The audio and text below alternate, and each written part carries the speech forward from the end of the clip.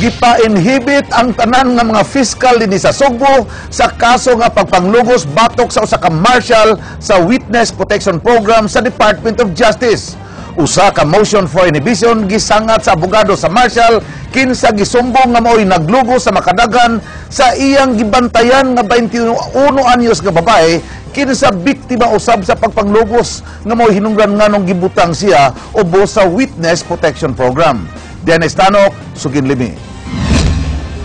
Tinguha karon sa kampo sa DOJ Marshal nga si Romelo Pabroa nga mabasura ang kasong rape nga gipasaka sa 21 anyos nga rape victim kinsa iyang gibantayan ubos sa Witness Protection Program sa Department of Justice. Narafol na kagahapon ang maong kaso ug laing tinguha nila nga dili mapahigayon ang preliminary investigation. Usa ka motion for voluntary inhibition ang ilang giduso sa City Prosecutor's Office. Kini naghangyo sa tanang prosecutor sa syudad ug lalawigan sa Sugbo nga mo-inhibit sa pag-prosecute sa kaso. Unya kini niya ba ako ba lip ni give you the background. Ang kini na ka sa Witness Protection Program o guard ka diha. Normally maka link gid ka sa different prosecutors. Kay ikaw may mag-aa sa bata, ikaw may mag-aa sa witness o sa imong kining witness ka dako nga ari ana diri ana sa do na gi mo link. So para wala patas tanan nga to avoiding suspicion mo ning ipainip ang entire province and cities of Cebu na dili lang sila mo i-handle. I think that's fair sa ila sa amo, ila sa sila para everything will be okay. Hinuon duha ang posibleng madangatan sa mosyon nga giduso sa kampo sa DOJ Marshal, ma-deny sa Prosecutor's Office o di ba kaha mag-grant. Kung mag-grant, ang DOJ sa kauluhan na ang modesisyon niini kung magpadaba og laing prosecutor dinhi sa Sugbo nga mo'y muduma sa maong kaso. Dugang ni Archival nga kung mag-grant man gani, muduso sab silag motion for reconsideration. Sobra na gikayong acquisition ma'am nga it will destroy the reputation of a person, it will destroy the institution wherein this person belong. I believe it's my position nga unstable gid ka o pataka nagagsulti ba. Dennis Tanok, News 5.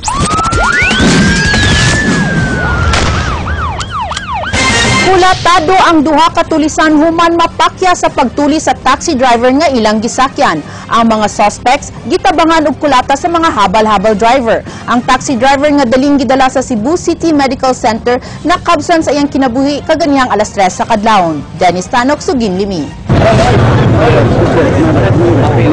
Pasado alas 7 kagabi, naukay ang mga motorista nga nangagi dinhi sa Peace Valley sa Barangay Lahog ug gitapukan sa daghang mga tawo kining lalaki nga nagbuyod sa karsada nga mibanaw ang daghang dugo. Siya na ilalang sa pangan nga Roger, usa sa duha ka tulisan nga mitulis og midunggab sa taxi driver nga si Wilino Huntong nga lumad nga taga Barangay Langob sa lungsod sa Asturias. Makita sa itsura ni Roger, samtang gitabang sa mga sakop sa Emergency Rescue Unit Foundation ang lawom nga ginhawa. Naputo sa bunog ayang naong, human gitabangan og kulata sa mga habal-habal driver.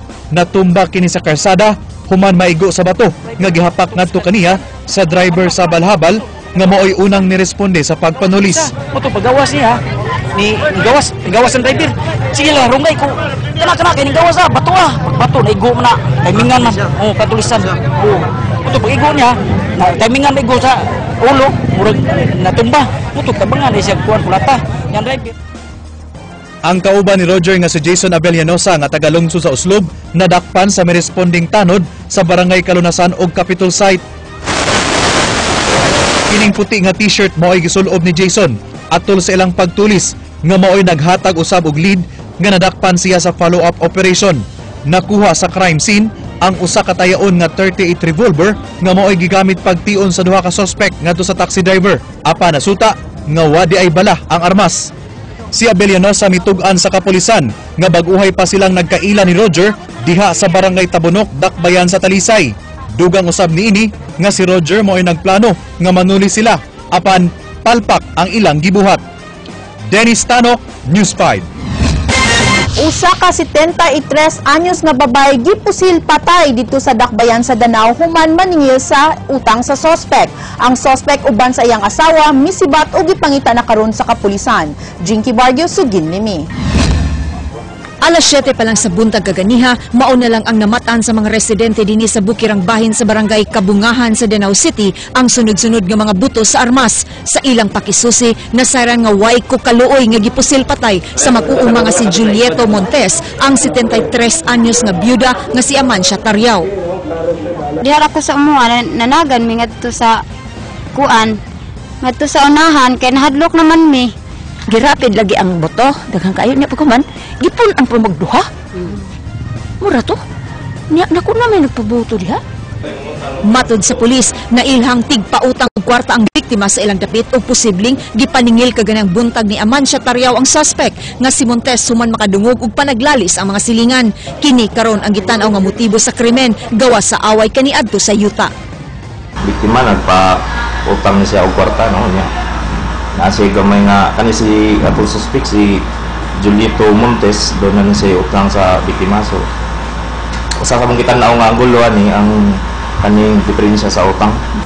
Apan matod sa anak sa biktima nga taud-taud nang mitugan kaniya ang iyang inahan nga gihulga siyang patyon sa suspect apan di siya motuo nga away sa yuta ang usa sa motibo sa pagpatay sa iyang inahan. Gibahara na siya, dugay na pa pila na kabuwan ni labay. Nya ako nagtuka basig di lang kuan wala to istorya lang kay kanang suspect nakapatay na. Mga samad pinusilan sa ulo ug buko-buko ang nahiaguman sa biktima. Padayon pa karong gipangita ang suspect nga si Julieto Montes nga misibat uban ang iyang asawa human sa hitabo. Jinky Bargil, News 5. 8 ka mga babaeng masahista nga nagpangidaron og 25 ngadto sa 30 anyos ang gingumutan niya og extra service na rescue sa mga sakop sa Investigation and Detective Management Branch ug sa Department of Social Welfare Services. Samtang massage parlor nga ilang gitrabahoan nag-atubang og daghang kalapasan ingon man expire na ang business permit. Leslie Caminade Vistil, Sugin Limi. Na-rescue sa mga sakop sa Investigation and Detective Management Branch ug mga kawani sa Department of Social Welfare Services sa Sugbo ang 8 ka masahista nga gimuhatag og extra service pinaagi sa pakighilawas. Ang pangulo sa DSWS Dr. Esther Concha Mipadayag nga nakig-alayon sila sa kapulisan sa IDMB human makadawat og taho kalabot sa gingong extra service nga itanyag sa mga trabahante sa Heart Health Massage Parlor nga nihimutang diha sa may Gururdo Avenue. Ato sa runda na sayran nga adunay daghang kalapasan ng maong massage parlor susama na lang sa kahuot sa dapit ug kahugaw ingon man expired na usab ang business permit. Dadyo'y actual nga services beyond sa massage only. Then we recommend closure sa building kay aside sa expire na kayo ang ilang permit. Ang ilang bang service is heart health services, no, pero og moadto ka mura kag atakehon kay kanang wala gari exit, no, nya actually it's so unhealthy ug kawsat tayo. Ang tagiya sa building nga giabangan sila nagiya sa mga massage parlor mipadayag nga wala siya masayod sa mong kalihukan apan nabantayan niini nga kuhaon og taksi ang mga babae sa mong dapit. Inano ko murag dilim ni klarong masab. Ay wa ko kakamat ko na sila gihimong sa akong matnunan nga kuhaon naman. Samtang tungod sa kakabus ug kalisod, mo'y rason nga nagtukmod kanila aron musugot nga adunay extra service gawas sa pagmasahe. Ang hepe usab sa IDMB Chief Inspector Eileen Ricla mipadayag nga naalarma siya tungod kay duol lang kayo silang kampo ang maong massage parlor. Hinungdan nga dihang nakadawat sila og taho, dali usab silang nihimo og operasyon. Nag-render gid sila og extra services. So istudihan pa na nato kay duha atong gidikoy ganina nga duha ang personally gid nga ni-receive sa kwarta. So ma-full sila sa prostitution. So naa gyud hitabo ang naa gyud massage gyud. Na massage por meron. And then hobo mo siya. Sa tanang mga trabaho kani itong nasudlan unsa nakatukmod na itong nasudlan? Siyempre ma'am sa kalisod nga mga apply tag trabaho gamay ra kayo atong sweldo inaana nya duha ka buk anak gibuhi. Mapugos gud ma'am. Leslie Caminade Vistil, News 5. Patay ang usa ka panday dihang nadatugan sa karga sa usa ka construction crane. Nabugto ang kable sa crane nga nagkarga sa usa ka precast concrete slab. Jinky Bargil, Sugin Limi. Naukay ang mga trabahante ining gitukod nga 12-floor condominium building dinhi sa barangay Kanduman dihang usa sa ilang mga kauban ang naaksidente samtang nagtrabaho sa 11th floor sa maong edipisyo. Ang 41 anyos nga si Bernard Bilbao, lumad nga taga Iloilo City, maoy team leader sa mga panday. Siya nadatugan sa tulok kadupa nga precast nga semento samtang gialsa kini sa crane gikan sa ubos paingon unta sa 11th floor. Apan way swerte kay kalit nga nabugto ang kable sa crane. Kaya na tangil, padung na daon sa 12th floor. Aksidente nga naputol ang kable. Moto nga diha siya, naabtan siya sa Gihulagway sa mga kaubang construction workers sa biktima nga di na mahitsura ang kahimtang ni Bilbao tungod kay maayong pagkabuak sa iyang hard hat ug ulo. Nabalisab ang duha niya ka mga tiil. Usa ka residente nga nagpuyo kilid sa maong dapit miingon nga nahitabo na ang susamang insidente pila ka buwan na ang nakalabay. Namatay usab ang usa ka trabahante gumikan gihapon sa pagkabugto sa kable sa crane. Katong pondisyon pa ni katong pag-drive dito sa pilote, kana pilote ba bugsok niya. Naputol gihapon to ang kable sa crane. Doon ay part sa crane nga mo post atong pilote naputol. Ang operator mo naigo. Suway nga gikuhaan sa ilang habig ang kontraktor sa proyekto nga primary structure sa panwa kini atol sa insidente. Jinky Bargio, News 5.